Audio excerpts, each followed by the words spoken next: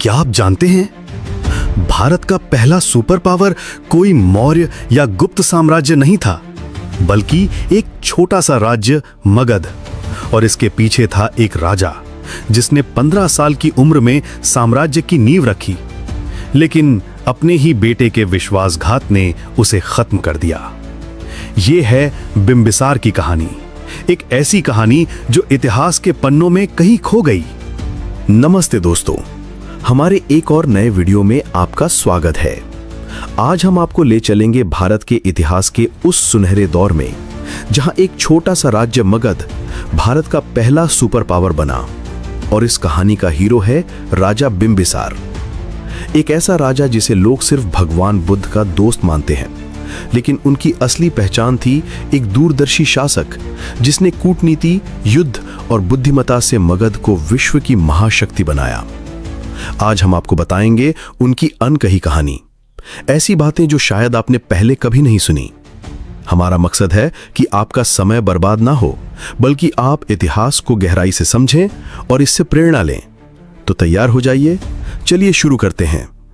कल्पना कीजिए, 6ठी शताब्दी ईसा पूर्व का भारत। उस समय भारत 16 महाजनपदों में बटा था। कोसल, वैशाली, अवंती सभी सत्ता के लिए आपस में लड़ रहे थे, लेकिन इन सब के बीच एक छोटा सा राज्य था, मगध। आज के बिहार में गंगा नदी के किनारे बसा ये राज्य अपनी उर्वर मिट्टी, लोहे की खदानों और व्यापारिक रास्तों के लिए जाना जाता था। लेकिन क्या आप जानते हैं, मगध की मिट्टी में लोहे की बहुतायत थी। यही लोहा बना मगध की ताकत। दुनिया के पहले उन्नत हथियार जैसे लोहे के तीर और ढालें, जिन्होंने युद्ध में मगध को अजेय बनाया। ये मगध की आर्थिक और सैन्य शक्ति थी जिसने इसे भारत का पहला सुपर पावर बनाया। लेकिन इस साम्राज्य की असली नींव रखी थी राजा बिंबिसार ने। बिंबिसार का जन्म हुआ 543 ईसा पूर्व में। उनके पिता भट्टिया मगध के राजा थे जो अंग राज्य से एक युद्ध में हार चुके थे। उनकी माता का नाम इतिहास में दर्ज नहीं, लेकिन वो एक क्षत्रिय रानी थी। बिंबिसार का बचपन राजसी ठाट बाट में बीता, लेकिन वो कोई साधारण बच्चा नहीं था। उन्हें बचपन से ही युद्ध कला, कूटनीति और अर्थशास्त्र की शिक्षा दी गई। एक अनकही बात, बिंबिसार ने उस समय के सबसे बड़े विद्वानों से शहरी नियोजन और प्रशासन भी सीखा था। मात्र 15 साल की उम्र में उन्होंने मगध का सिंहासन संभाला। उस समय मगध कमजोर था, पड़ोसी राज्यों से घिरा हुआ, लेकिन बिंबिसार ने हार नहीं मानी। उनकी पहली चाल थी राजधानी को राजगीर बनाना। राजगीर 5 पहाड़ियों से घिरा एक प्राकृतिक किला। चीनी यात्री श्वांगजांग ने लिखा है कि बिंबिसार ने राजगीर में एक नया शहर बसाया जिसमें जल निकासी की व्यवस्था और भव्य महल थे। यह था भारत का पहला सुनियोजित शहर। अगर आप कभी बिहार जाएं तो राजगीर की उन पहाड़ियों को जरूर देखें। वे आज भी बिंबिसार की दूरदर्शिता की गवाही देती हैं। बिंबिसार जानते थे कि सिर्फ तलवार से साम्राज्य नहीं बनता। उनकी सबसे बड़ी ताकत थी उनकी कूटनीति। उन्होंने 3 ऐतिहासिक शादियां की जो मगध की ताकत का आधार बनी। पहली शादी कोसल की राजकुमारी कोसला देवी से। यह मगध की सबसे बड़ी जीत थी।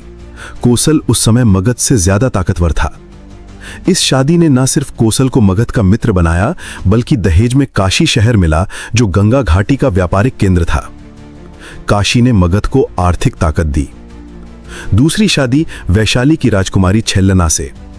छेल्लना लिच्छवी गणराज्य की राजकुमारी और जैन राजा चेटक की बेटी थी।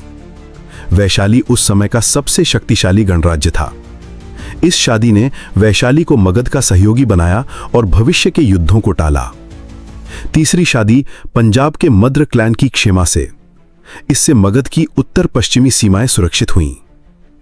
एक रोचक तथ्य, जैन ग्रंथों के अनुसार बिंबिसार की 500 पत्नियां थीं, लेकिन ये शादियां सिर्फ वैवाहिक नहीं थीं, ये थे आर्थिक और राजनीतिक गठबंधन।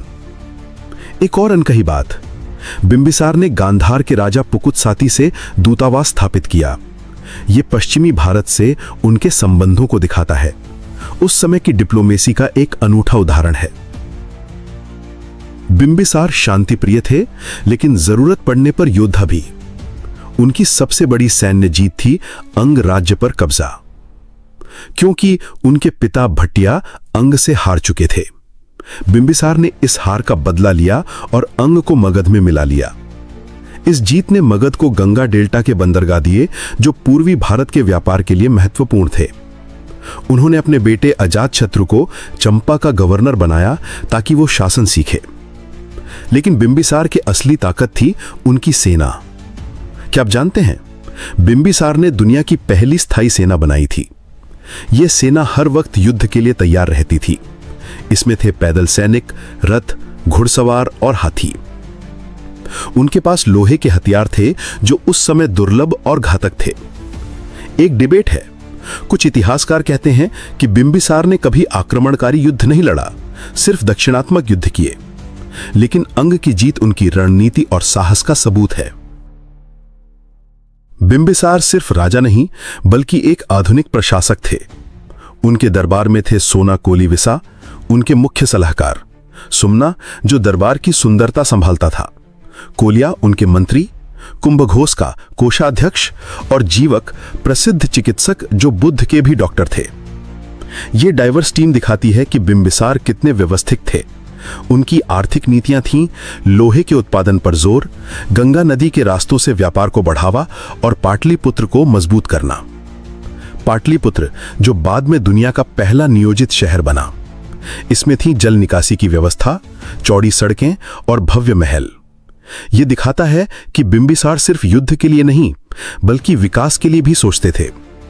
आज के नेता इनसे सीख सकते हैं कि संसाधनों का सही उपयोग कैसे साम्राज्य बनाता है। बिंबिसार की महानता सिर्फ साम्राज्य तक नहीं थी। वे गौतम बुद्ध और महावीर स्वामी दोनों के समकालीन थे। एक अनकही बात, बिंबिसार ने बौद्ध धर्म में सोतापन्नाहुद प्राप्त किया था, एक आध्यात्मिक स्तर। उन्होंने बुद्ध को वेणुवन बगीचा दान किया जहां बुद्ध ने कई उपदेश दिए। साथ ही उन्होंने महल में महिलाओं के लिए बुद्ध के बाल नाखून का स्तूप बनवाया ताकि वो पूजा कर सकें। जैन परंपरा में उन्हें श्रेणिक कहा जाता है। वे महावीर के समसवारन में जाते थे और जैन रामायण के बारे में सवाल पूछते थे। एक बार वे जैन मुनि यमधर की शांति से इतने प्रभावित हुए कि उन्हें सम्मान दिया। जैन ग्रंथों में कहा गया है कि बिंबिसार अगले युग के पहले तीर्थंकर महापद्म के रूप में पुनर्जन्म लेंगे। उनकी धार्मिक सहिष्णुता ने मगध को शांतिपूर्ण और समृद्ध बनाया। यह हमें सिखाता है कि विविधता को अपनाने से समाज मजबूत होता है। बिंबिसार के 10 बच्चे थे, लेकिन उनका बेटा अजातशत्रु सबसे महत्वाकांक्षी था। इस कहानी का सबसे दुखद मोड़ तब आया जब बुद्ध के चचेरे भाई देवदत्त ने अजातशत्रु के मन में सत्ता का जहर घोला। उसने कहा, तुम्हारा पिता कभी सिंहासन नहीं छोड़ेगा।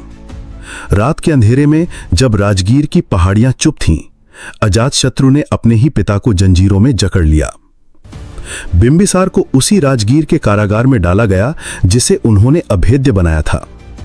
उन्हें भूखा प्यासा रखा गया।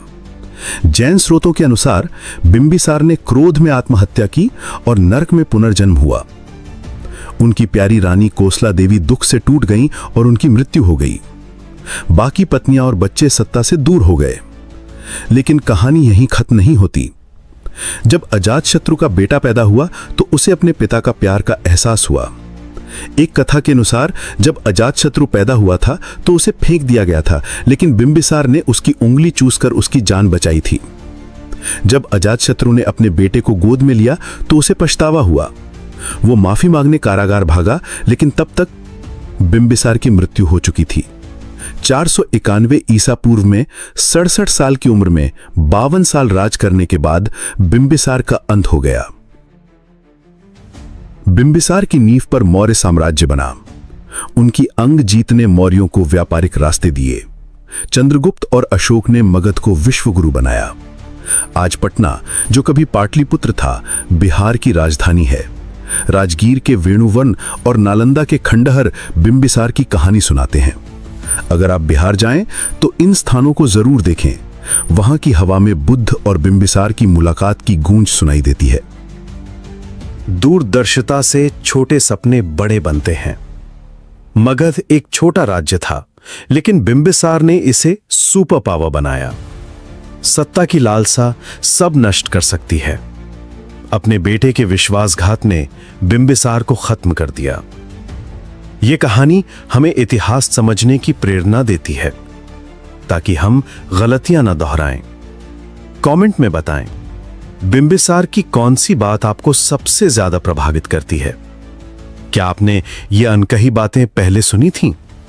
अगर आप मौर्य साम्राज्य, चंद्रगुप्त या अशोक की कहानी चाहते हैं तो जरूर बताएं।